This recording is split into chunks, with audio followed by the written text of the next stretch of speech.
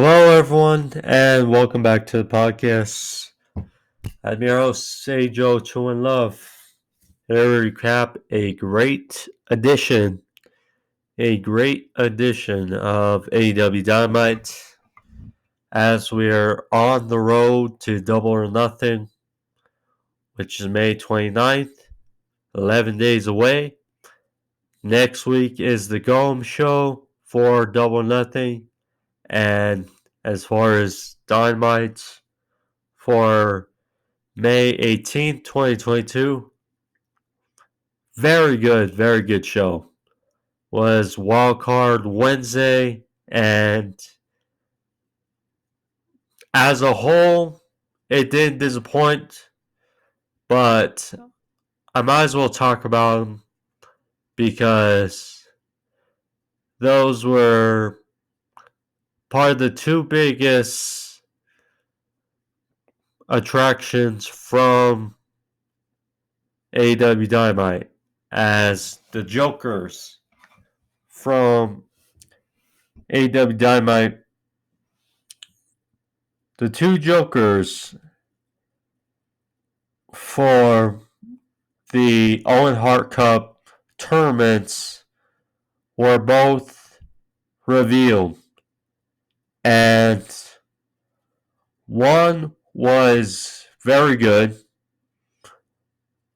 Let's just say off the bat, one was very good, and one was, well, the other thing is, the one that was very good was caught us off guard a bit with the rumors going around, but one was very good. One was a bit underwhelming, but can understand as to why it happened. And I think you know which is which. But Johnny Elite, aka John Morrison, the former John Morrison of WWE, Johnny Impact, Johnny, etc., Johnny Mundo, is now Johnny Elite. And the former tag team partner of The Miz, the former Ring of Honor World Champion, etc., is now a part of AEW. Or, I'm not sure about the signs, but it was a hell of a reaction. Johnny Elite. Now, we know John Morrison, or Johnny Elite, gonna have to get used to calling him that, is one of the best performers in all pro wrestling. His first run in WWE, he did well, but he was massively underrated. He made a bit of a name for himself. TNA, Ring of Honor, etc.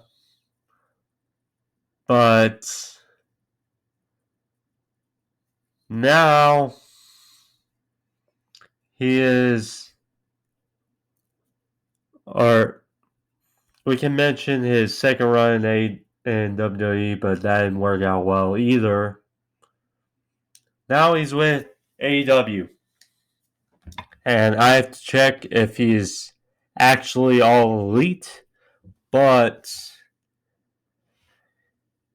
he performed against Samoa Joe in a hell of an opening match. Hell of a match to start AEW Dynamite. And there was,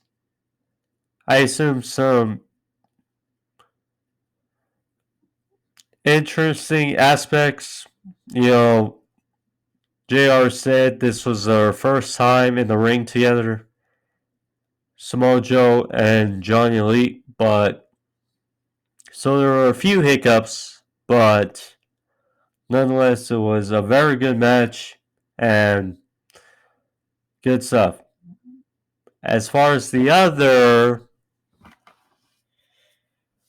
because Dr. Britt Baker had to face the Joker as well in the Owen Hart Cup quarterfinal of the women's side of the tournament.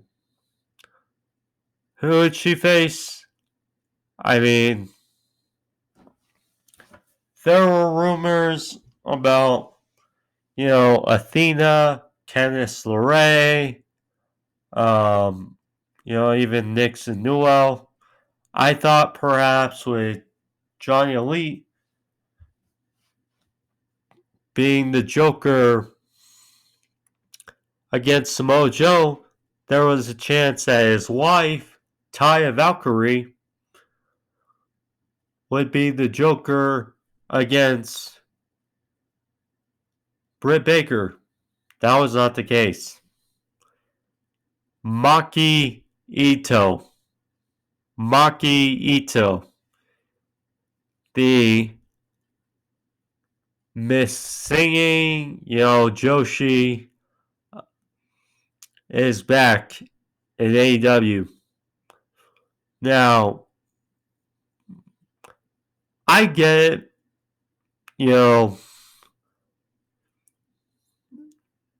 same time why I get that Johnny Elite was the right. I mean, once you see it, you get it. I understood Johnny Elite because, of course, the report that Cesaro, aka Claudio, turned down many offers, many bookings last week. He's just become a dad. So you thought, okay, that may be a wrinkle to set up for AEW. That was not the case. Johnny Gargano is thrown out there. Miro coming back. Any of these names, pretty much, you would have probably had to book to beat Samoa Joe. And, Samoa Joe ended up with the win over Johnny Elite, which I can understand. And with Maki Itoh, I get it because, as big as Britt Baker is, and it seems like they're doing their best to highlight Toni Storm in this entire tournament. And, if it's Athena, if it's, Taya Valkyrie, Nixon Newell, etc. Dakota Kai, she was let go the other day by WWE. I'm not sure about her non-compete, but nonetheless, one of those names would have probably overshadowed, Toni Storm in this thing, and I get, and, Britt Baker, she just lost the AEW Women's Championship a couple months ago. And yes, she won that qualifying match, but nonetheless, good for her. She advanced to the semifinal. She advanced to the semifinals to face Toni Storm, and that's a match to look out for. But nonetheless, without the way, thank you for joining me. It was a quite big intro, but thank you for joining me. If you're new to the podcast and if you want to see more AEW reviews, pro wrestling reviews, Dynamite, Rampage, pay-per-view, etc. Find those on the homepage. Click the description, just 2 seconds. You can click on description box and it take you to the homepage and you can find all the videos on the channel. Thank you. And the other thing is, with I'm still waiting. I think we're all kind of waiting to see if there will be a Ring of Honor weekly television series for Ring of Honor, since Tony Khan's obviously talking with Tom Warner, and we'll see about that. But if Ring of Honor has weekly shows, I'll probably cover that as well. Of course, I'll be covering or reviewing Double or Nothing, and then,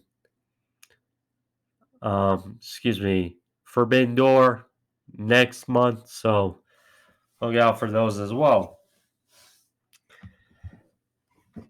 Dynamite. Now getting into it. It started off Samoa Joe versus Johnny Elite. Again, the former John Morrison. Looked in great shape. I'm sure there was a bit, because it said Johnny Elite on the screens, the Timetrons. And I think some probably thought maybe Johnny Gargano, since obviously that was the name thrown out as a potential Joker. That was not the case. Johnny Elite, John Morrison. I was hyped for Johnny Elite. John Morrison, one of those guys that in wherever he was, I thought he was underrated. He's got the look, he's got good mic skills, or okay rather mic skills, and can move around with the best of them, and just great to see on this platform. Against Samoa Joe, who this was a very intriguing match once, it's like, okay, Johnny Lee, great, and we're going to get him against Samoa Joe, so double plus. This match was good. It did have a few hiccups, like I mentioned, but still very good. They had a filling out process, exchange strikes. JR noted that this was their first outing against each other. I'm not sure if that's true, but it'll definitely explain some of the issues. Still a very good match. So, Johnny hit a cartwheel lariat. Good spot there. Knocking Joe to the outside. Then hit, I would say, a kind of a diagonal, like a 45-degree 630 off the top rope onto Samoa Joe. He landed on his feet, knocking him to the outside. Then they went to break. In the break, they were fighting on the outside. Johnny was sent to the barricade. Back in ring. Johnny was fired up in the corner. Landed some strikes. Then was met with a Uranagi by Joe. Has one of the best Uranagis, I would say, in pro wrestling. Samoa Joe for a near fall. I think it was a body blow that sent, because I saw it briefly, it looked like a body blow that sent Johnny inside out in the middle of the ring, so that was unique. Back there exchanging in the middle of the ring,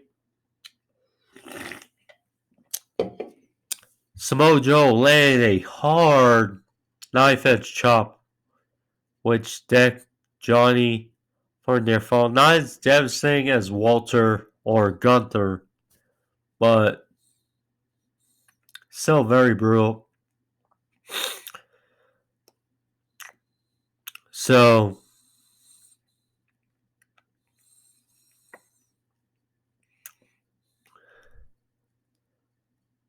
excuse me, Samoa Joe, he landed a senton for a near fall. And then Johnny was trying to pick up Joe earlier, but Joe, with his momentum, he ran toward Johnny and got caught into a Samoan drop. Kind of a half-half Samoan drop, but good feet power by Johnny. Landed. And then this was the biggest hiccup of the match. So, Johnny then, off that Samoan drop, went for a 450 off the top rope. Obviously, though, again, experience with one another. Joe was too far, and it was miscalculated. And Johnny landed his knees on the mat and then hit Joe for near fall. So that was obviously the big hiccup of the match. Asen went for a sliding knee strike. Then Johnny went for a Starship Pain off the top rope. Joe got the knees up. Then Joe landed some stiff shots in the corner. Softening up. Johnny locked in the muscle buster. Nailed it. 1, 2, 3. And Samoa Joe advances to the semifinals of the Owen Hart Cup tournament. Afterwards was the ambush by Jay Lethal's crew, Satnam Singh and Sanjay Dutt. They attacked Samoa Joe, beating him down. Jay Lethal had a pipe. And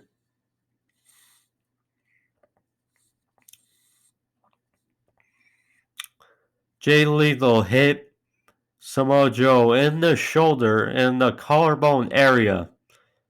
And blew away. But the best friends, they came out. And Orange Cassidy for the save on Samoa Joe. And they scared off Jay Lethal's crew. So Samoa Joe advances in a heck of a match versus John the Elite. But he pays the price of Jay Lethal. Now, based on the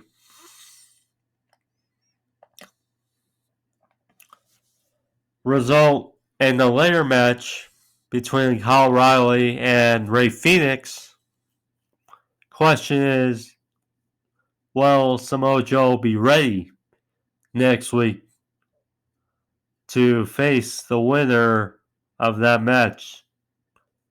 We shall see. We shall see.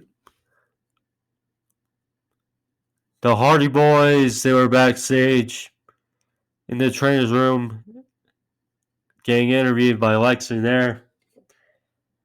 Then came the Young Bucks, who, this match has been escalating and percolating more and more week by week.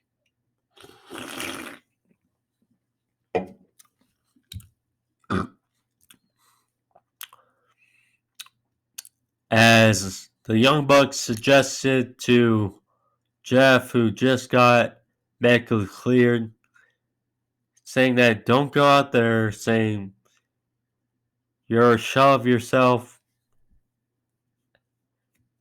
Matt then proceeded to call the Young Bucks Hardy Boys cosplayers. And, it does make sense. It does make sense for the Young Bucks. But yeah. So then Matt Hardy had a warning saying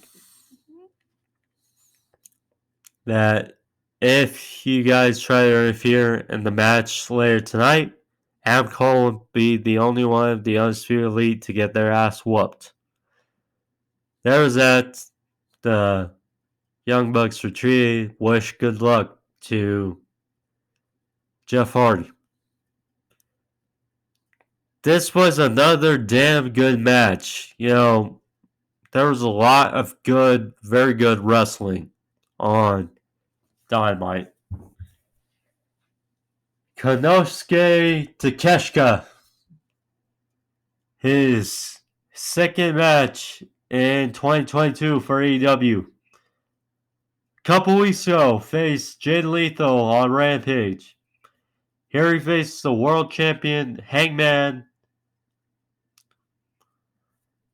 with CM Punk on commentary, who had an interesting shirt. He said which said, "Abortion rights are human rights." No comment, because I don't want to say anything that will upset anyone, but that was an interesting shirt with what's been going on in the world. This, though, was a damn good match. So, no, Hangman and CM Punk are going to go at a classic at Double or Nothing. And this match, rejoice, it was a good little build-up towards that match. And Takeshita, oh boy, it's only been 2 matches this year. I'm not sure if I really saw his matches on Dark last year, but these 2 outings, damn, they've been really good. And, Takeshita, he's got good luck with him. He's like, 6'3", 230. Good luck, and he can really go in the ring. But yeah, with Hangman, this was just a very good encounter.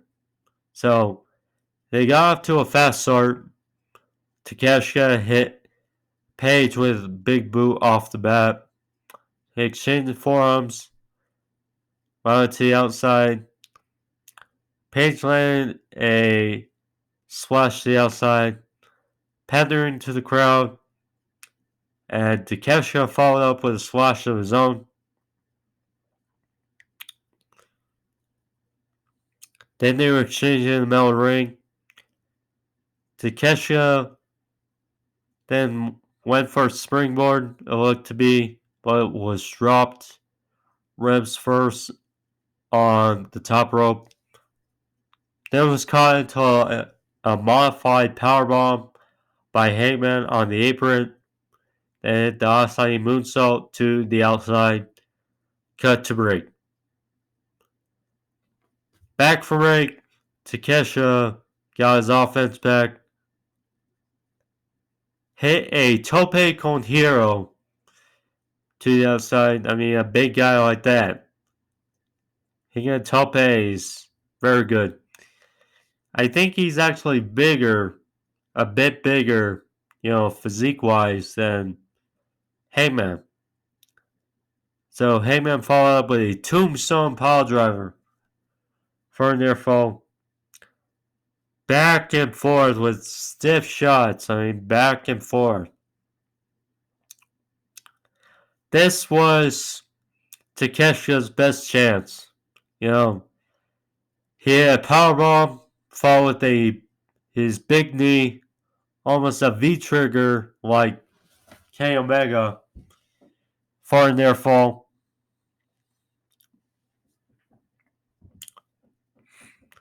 Some more stiff strikes in the middle of the ring. Hangman hit a rolling lariat, then followed a buckshot lariat. Looked towards Punk, and last week CM Punk beat John Silvers with the buckshot lariat. This week, as he was looking towards CM Punk, Hangman hit the GTS on Takeshita and then locked eyes with Punk on commentary. 1, 2, 3. Hangman Page beats Takeshita. A heck of a match, and they have a bit of a unique confrontation. No real words were mentioned on the rampway. It's going to be a very good contest to look forward to in Vegas. Fuego del Sol. He must be crazy. He challenged the House of Black again to another match.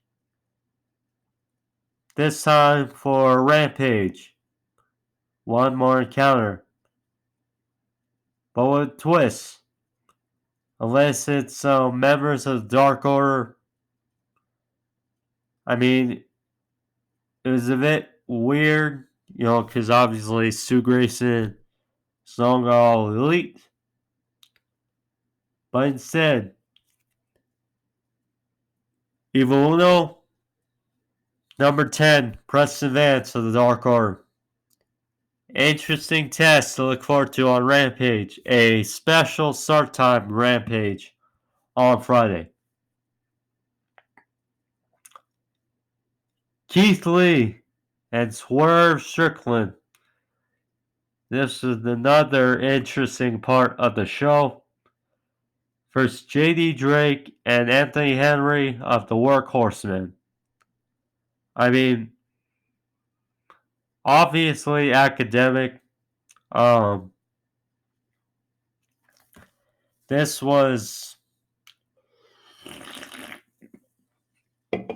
good for what it was, but really what happened afterwards was good. Was really the jaw dropper. So,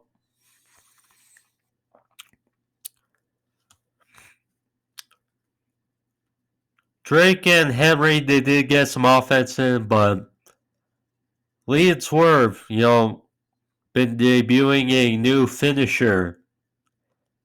And it's a combination of Keith Lee's Spirit Bomb with Swerve's diving foot stomp on the top rope. Makes for a hell of a combination of a finisher. 1, 2, 3 for Keith Lee and Swerve.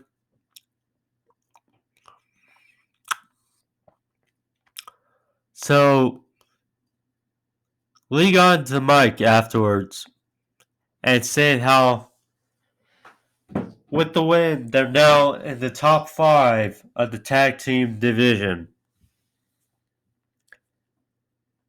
He was about to say something else, but all of a sudden, Team Taz music hits. Hobbs and Starks, their music's hit. They ran down to the rampway. Ricky Starks was not having it he was pissed that Swerve and Lee were making a case to challenge for the tag team titles when Starks and Hobbs were right there. So Swerve took the microphone and said, well, you look like a bar of soap with a pearl necklace. And Starks talked about how he's beaten Jungle Boy, how he beat Swerve. Then all of a sudden we hear Jungle Boy, Luchasaurus, Jurassic Express music hit with Christian Cage. Christian said how Stark says he's a smart dude, although he's not smart enough to know when to shut up. And he said that Starks looks like a guy who's looking to golf with his grandpa. So that popped a little cheap reaction as well. Christian said they're thinking of doing something outside the box where they get challenged, but they decided to challenge both teams for a three-way triple threat tag team match at Double or Nothing. Jurassic Express versus Hobbs and Starks versus Swerve and Keith Lee. Hell of a match to make for Double or Nothing. And next week, a preview. Kind of a WWE-esque preview, but still a preview nonetheless. We're getting Ricky Starks versus Swerve versus Jungle Boy.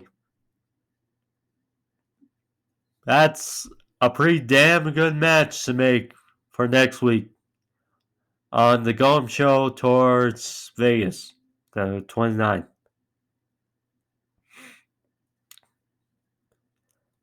Chris Statlander and Red Velvet were backstage with Tony Schiavone. Red Velvet said, I know they're friends. I know they saved each other in the past, but things have changed and she's ready to win and do things her way, do things the Batty way. Statlander said, well, yeah, things have certainly changed. I changed and you've changed. She said how she's taking this opportunity very seriously and she's planning to take it all to the top. Kiera Hogan and Jay Cargill got into the picture, and Jade said some stuff calling Statlander an alien girl, and they basically walked off. And Jade wrote trademark telling Tony to cut the shit. So how was that? Could be a little seed planted for possibly Jade Cargill versus Chris Statlander. It's definitely a thought. I mean, I would love to see both ladies win, but fortunately, one has to advance and one has to lose, so we'll see.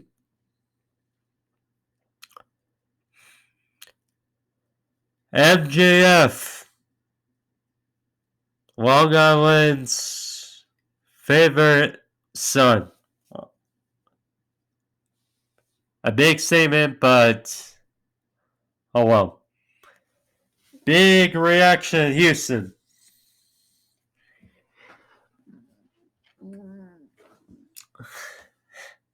The salt to the earth.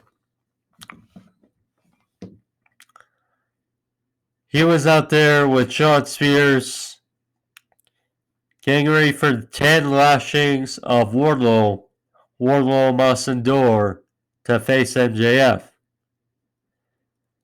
This was fun. I'm not sure if it was impactful or as feeling as it was when Cody took the lashings, but this was so very good segment, and it just builds towards the Wardlow and MJF match next or on Double or Nothing.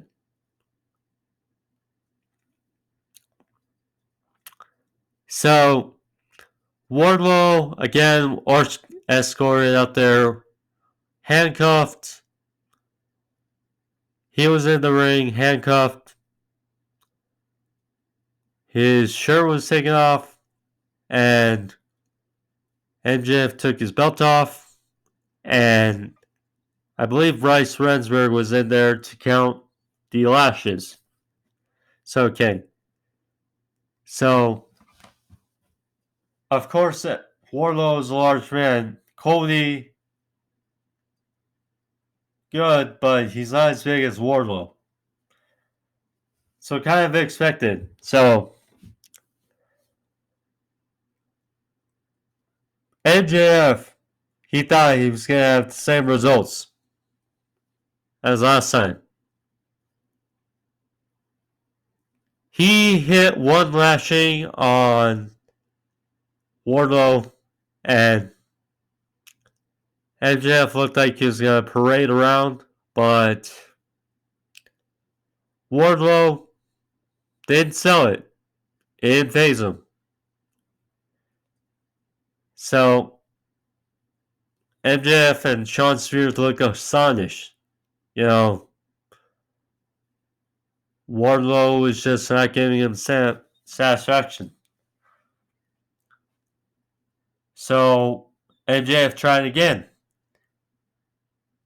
Another couple lashes. Does not phase Wardlow. All he did was flex his pecs and didn't care. He just did not care. So we get a couple more lashes. And then Shawn Spears even got a lash in. Didn't phase him. Didn't phase Wardlow. We got to 8 lashes. And to Wardlow's back. And he looked unfazed. I'm sure he was feeling them. I mean, look at his back. He had red marks all over. His back was very red. But he was no selling it. So then we get to lash 9. And that's when it sort of got to Wardlow. It's like, okay, the straw is almost breaking the camel's back. So it phased Wardlow. He wins. He'd go down. So then they said, okay, one more lash for Wardlow. So then MJF looked like he was winding it up, trying to make it worth it. And said Wardlow or MJF, like the prick he is,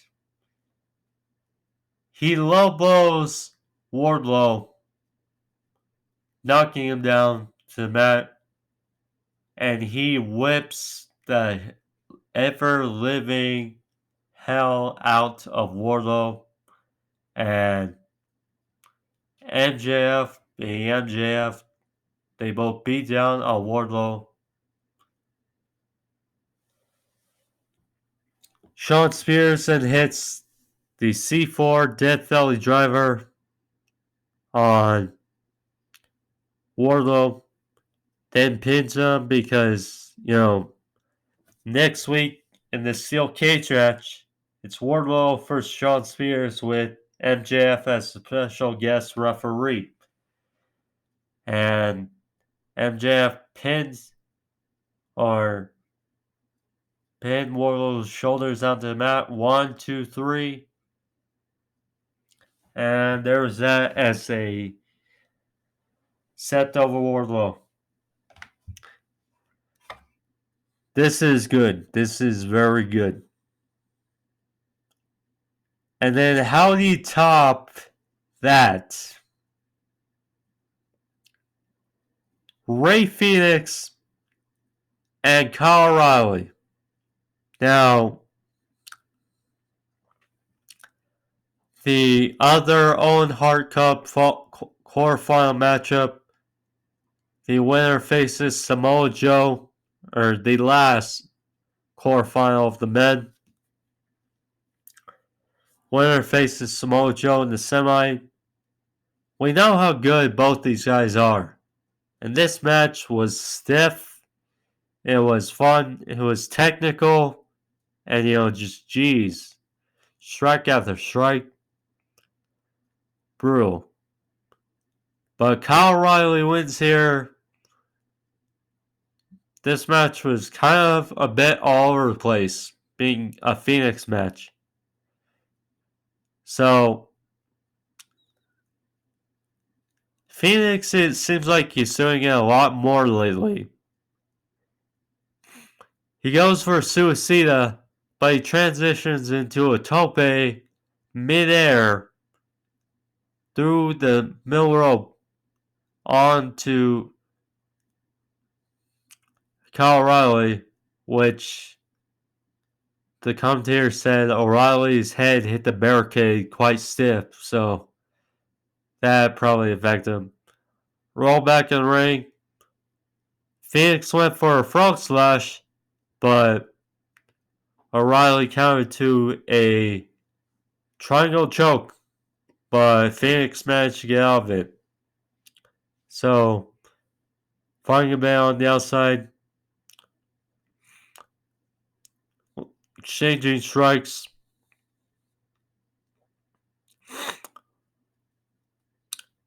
Phoenix jumps off the top rope, hits a super kick onto the side of O'Reilly, hits a twisting powerbomb for a near fall.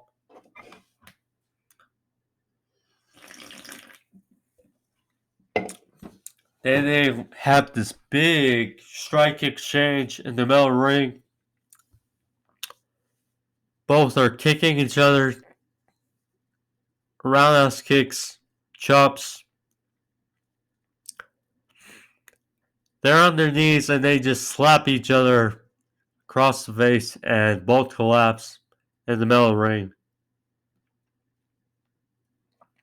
Brutal. So O'Reilly was on the apron.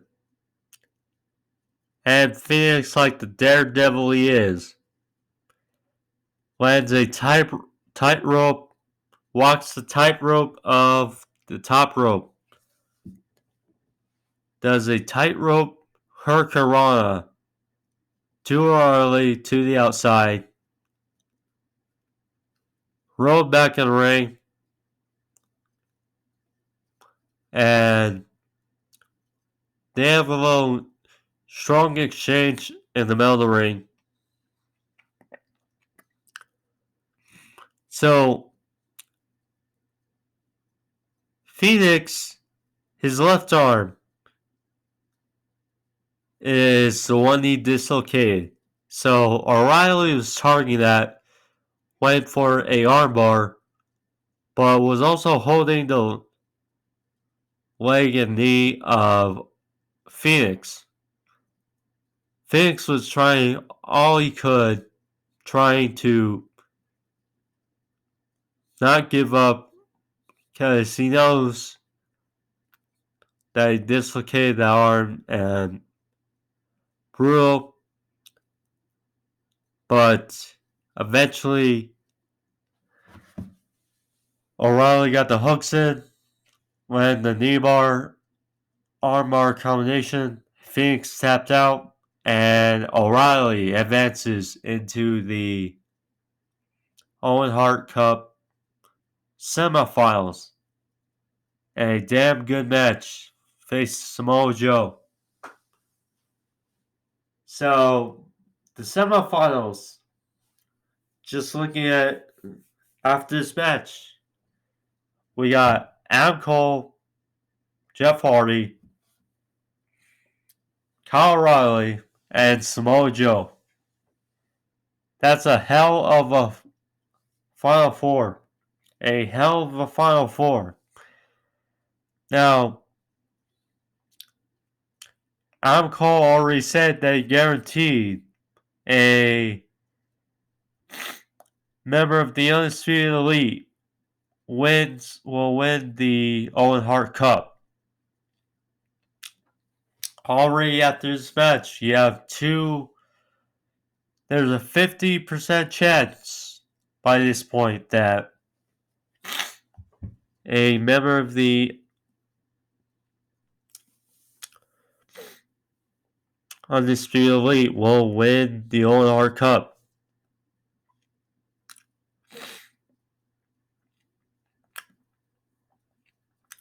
And by this point, I was like, oh crap. Because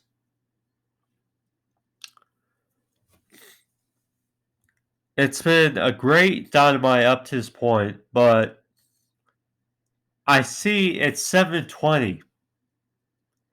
And you still have the face-to-face, you still have Britt Baker, and you still have the main event. And last week, Darby and Jeff, they were rushed. That was the victim of tonight's show as well. But, ay. Gotta space out things. Better. Give me 1 sec.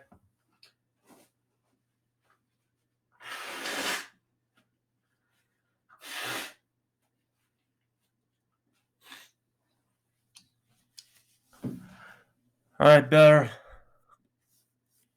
But yeah, just saw the time left in the show, and the segment's coming up. We also got a Serena Deeb's segment that was very good, but it was kind of crammed, and it was just like, ay. But Chris Jericho, William Regal, JS, Blackpool Combat Club, all of them were out there. Santana Ortiz and Kingston, they were also out there. Nice little confrontation. So, the JS were on the stage. Fans were singing Judas, but Angelo Parker was like, no. Shut that off. Shut the music off. No Judas. No pyro. He knows pyro. No joy for the crowd. No joy. So,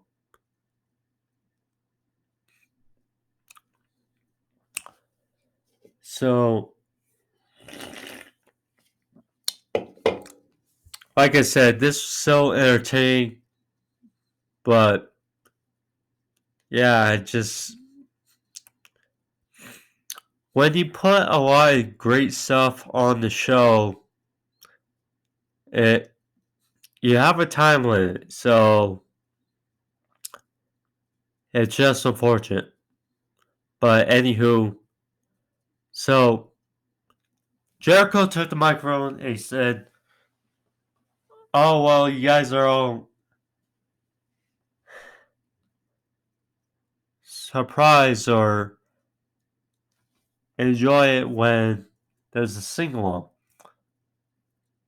So then he talked about Regal, who's in the ring. He said he's not surprised that his former friend, William Regal, orchestrated this big attack by Blackpool Combat Club, Santana Ortiz, and Kingston on the JS. And he says he's not surprised, or he actually is surprised that Regal's still alive, knowing Regal's past, knowing his addictions, ran down how he's been fired, how he's been wasted potential, and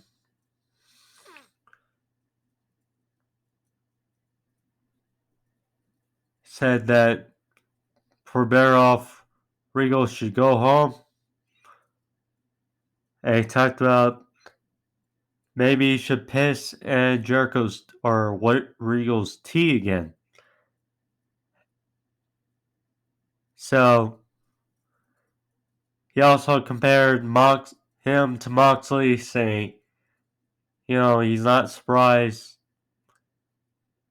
him and Regal are friends, saying he should join Moxley in rehab. That caught a big awe from the crowd. So Regal knowing how, yes, that is true of the things Jericho has narrowed down about his past, but he's also known that what has kept him going the last number of years is this was a little funny because A. Kingston had a little toothbrush. So Regal said that when he wasn't wrestling Jericho or even his time in AEW, he said that he would go to Jericho's locker room, go through his bags, take his toothbrush, and when he said that, Kingston held up his toothbrush over Regal's shoulder, and he said he would stick it up his bum. And that obviously freaked out the JS. And Daniel Garcia said, no, he was disgusted. He said, that is disgusting. How could one do that? Like that, do that. So Regal called Garcia a flower and said, I did that to your brush last week. So that obviously ticked off the JS, and Moxley just had enough. He just had enough. As Jericho, they were about to challenge them to a third Stadium Stampede match. Moxley was not having it. He said that's not the time. This is now. He said that he made a challenge for a 5-on-5 anything goes match at Double or Nothing. Says it'll be anarchy. Kingston wanted to fight right now, but they just retreated. So there was that.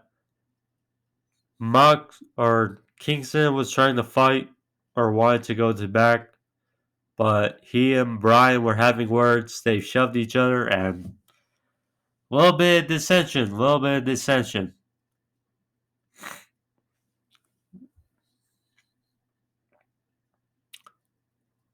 Then we got to the low point of the show. Britt Baker versus Maki Itoh.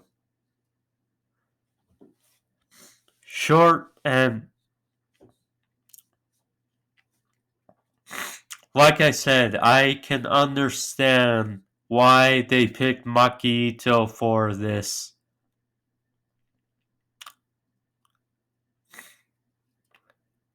spot. Because, if you're trying to build up Tony Storm and a Joker is facing Britt Baker, I mean, you don't want to have someone too big to overshine or outshine the rest of the women in this tournament. And Maki Itoh, I get it. I mean, you could pick someone else, but I get it. But this was definitely the down moment of Dynamite. So Maki Itoh went into her spiel. She started singing, said some stuff. They were rejoiced at the start of the match. They started hugging, said some stuff, and they joked and said, well, Maki Itoh was told to just lay down for her, and Britt covered, but Maki Itoh rolled through for a near fall, and Maki Itoh just shenanigans, throughout the match. She did a twist tornado DT for a near fall. Finally, Britt walked on the lockjaw to win. She will face Toni Storm in the semifinals. Toni Storm arrived to the stage, and she and Britt had some words as Britt was at ringside. So interesting how this is gonna go for next week. Just bonkers.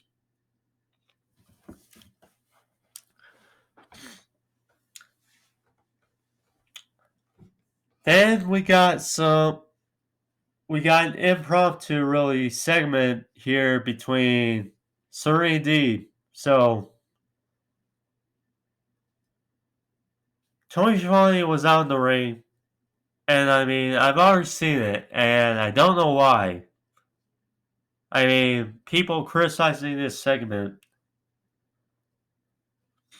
I mean, I get people are criticizing Britt and Maki Itoh, but I don't get why people are criticizing this segment. Anywho, so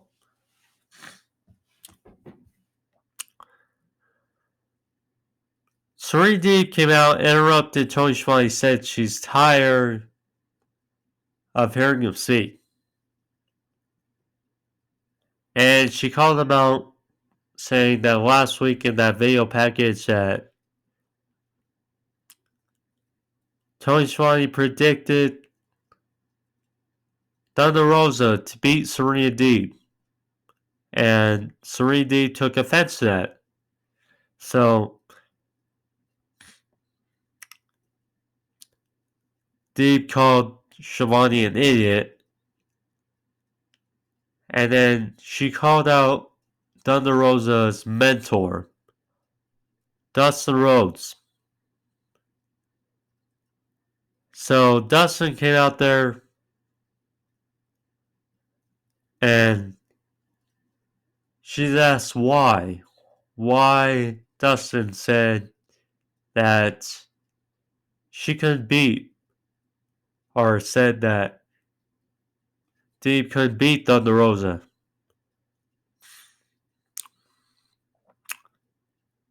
Deeb called Dustin Rhodes a failure.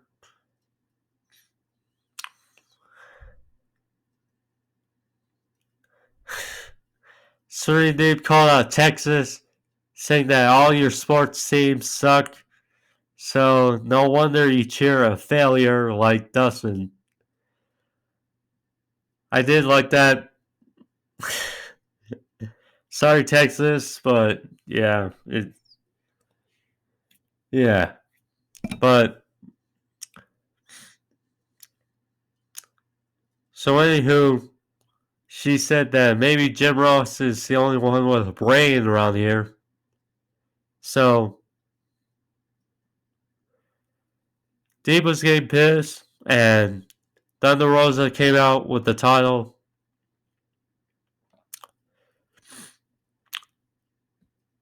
Thunder Rosa was livid. She went to attack Deep, and then Rhodes separated them. Rosa accidentally elbowed Rhodes, and Deep snuck up from behind and hit Rosa in the head with the championship. There's that, and she left. So, a little bit there. I mean, I get it.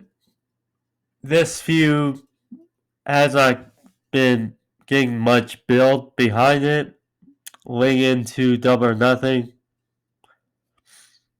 So I can get a little bit as to why people are criticizing it because it felt rushed and impromptu.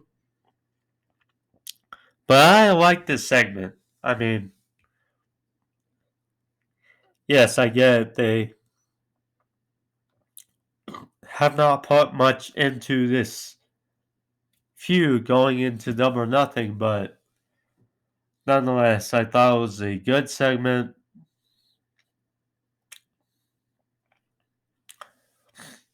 Now, as far as the main event, this and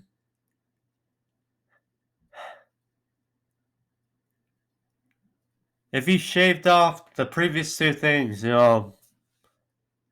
Deep, Baker, and well,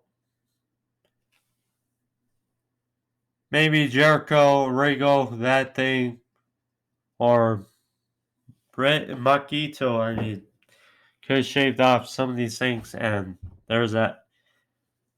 Main event. Oh boy. People like criticizing AEW will definitely criticize this. And I'm calling for Jeff Hardy. Owen Hart Cup semifinal.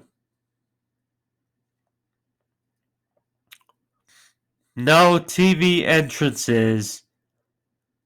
This kind of felt like it was a match on Rampage with how it was portrayed. I mean,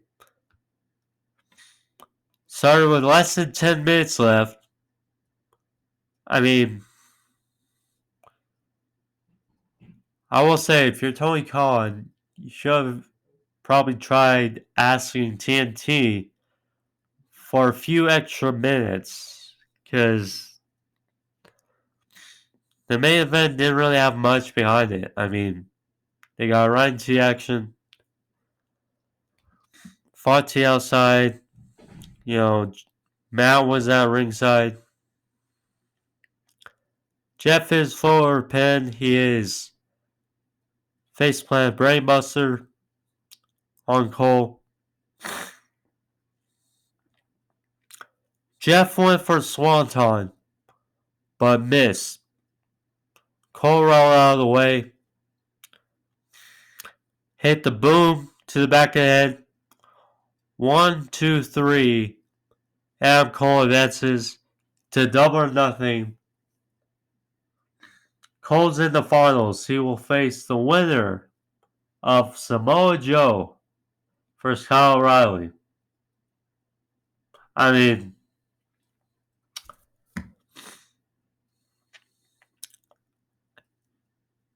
the thought of, first of all, Adam Cole for Jeff Hardy.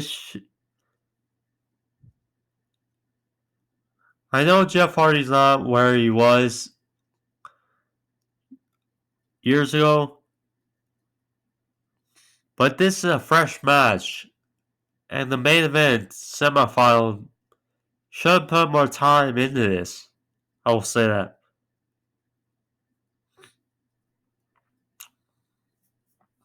Second of all, the thought of Samoa Joe has to win this match. Samoa Joe has to win this match. I mean,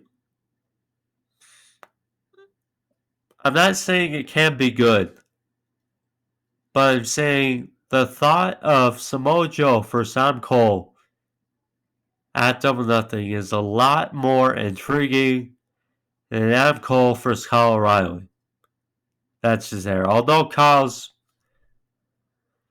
had a hell of a match with Phoenix and great victory over Jungle Boy, but we'll see. We'll see. Either way, that's your Dynamite review for you. That's how it went off the air. Although Young Bucks came down for attack with Darby and Singh trying to save, but there was that.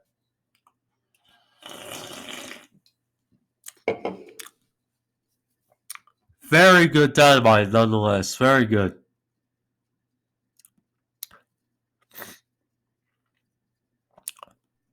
Rampage on Friday, as I mentioned. Special start time, 7 Eastern or 5 Pacific.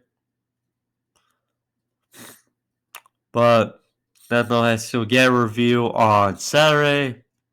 So, House Black versus Fuego del Sol and Dark Order. I'm sure more matches will be added. I didn't look, but I'll look back. But matches for Rampage, and then next week, the go home show for. Oh yeah, also AEW Rampage next week will be live in Vegas for Double Nothing weekend. So that's something to look forward to. A live Rampage is definitely a refresher for people. But yeah, so next week, I imagine the semifinal between Samoa Joe and Kyle O'Reilly. We got the winner, and we'll get the semifinals between the women, either Rampage or Dynamite, but we'll get those. We'll see. I have to look back. I came back late, so we'll see. But nonetheless, thank you all for joining me. Again, if you're new to the podcast, subscribe right there. If you liked the video, give the video a thumbs up and a like. See y'all back Saturday for AEW Rampage. But nonetheless, thank you. All be safe. I made Joe Tour Love. Get it out of here. Peace.